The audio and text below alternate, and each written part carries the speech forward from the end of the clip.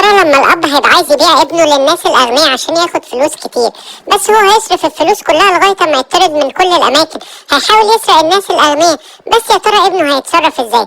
هيفضل مع باباه ولا هينقذ بيوت الناس الاغنياء؟ ده اللي هنشوفه في الفيديو ده. الاب والام والابن كانوا معهمش فلوس، فكانوا بيشتغلوا في مكان، والاب والام كانوا بيحاولوا يساعدوا ابنهم.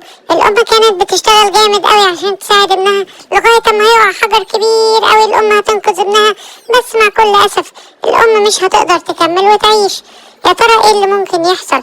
الاب والابن هيبقوا زعلانين جدا على الام وهم جايين يزوروها. الاب هيبقى زعلان من ابنه وهيحس ان هو السبب.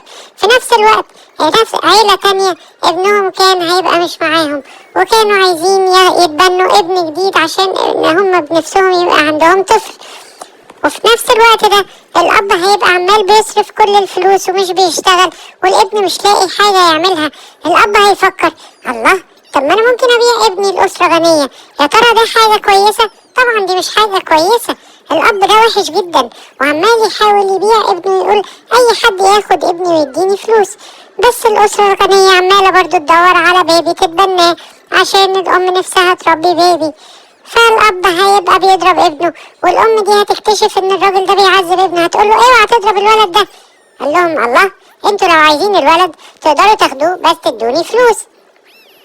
راح معاهم بيتهم عشان يدوله الفلوس، بقى مبسوط قوي بالفلوس، قال لهم خلاص خدوا الولد، أنا مش عايز ابني ده، انتوا هتاخدوا الولد وهتدوني فلوس. واخد الفلوس ومشي. الاب والام قالوا له ما تزعلش وما تخافش، احنا هنبقى باباك ومامتك الجداد. الراجل اللي كان بقى ابنه قاعد يصرف الفلوس كلها، لكن الاب والام كويسين، هياخدوا الولد ويجيبوا له هدوم جديده وياكلوه كل الاكل الجميل اللي نفسه فيه. في نفس الوقت ده الراجل ده خلص كل فلوسه. الله، انا اعمل ايه دلوقتي؟ انا هروح بيت الناس الاغنياء واشوف ابني ممكن يساعدني ازاي.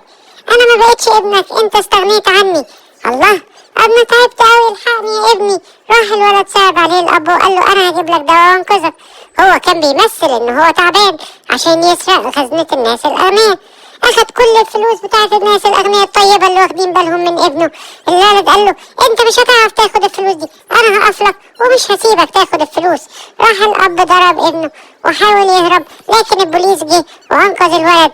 والاب والام التانيين قالوا ما تخافش، انت ابننا وهتفضل طول عمرك ابننا، وهنعيش عيشة سعيدة كلنا مع بعض.